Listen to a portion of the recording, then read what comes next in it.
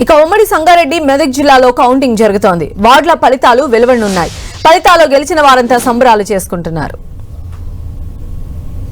Counting కు సంబంధించిన మరిన్ని వివరాలు మా ప్రతినిధి పివి రావు అందిస్తారు. ఉమ్మడి మెదక్ జిల్లాలో గ్రామ పంచాయతీ ఎన్నికలకు సంబంధించి మూడో విడత ప్రశాంతంగా ముగిసింది. మొదట రెండవ విడతలు కూడా చాలా ప్రశాంతంగా చెదురుముదురు ఘటనలు మినహా పెద్దగా ఏ ఘటనలు జరగలేదు. మూడో విడత కూడా అంతే ప్రశాంతంగా ఉమ్మడి మెదక్ జిల్లాలో మెదక్, సంగారెడ్డి ఈ రెండు జిల్లాల్లో కూడా ప్రశాంతంగా ముగిసింది.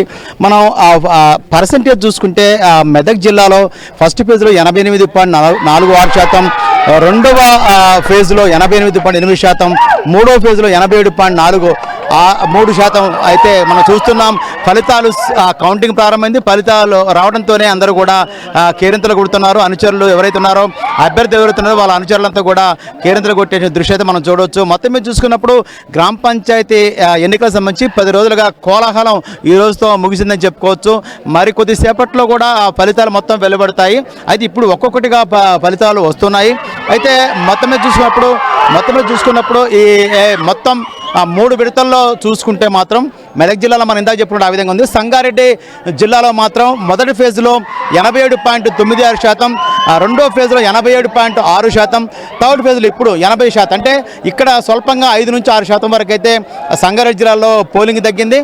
మెదక్ జిల్లాలో మాత్రం అనుకున్నటువంటి టార్గెట్ అంటే జిల్లా కరెక్ట్ 90% అనుకున్నారు, కానీ 87% మాత్రం 3 విడతల్లో కూడా 87 అదే శాతాలు అయితే కొనసాగినాయి.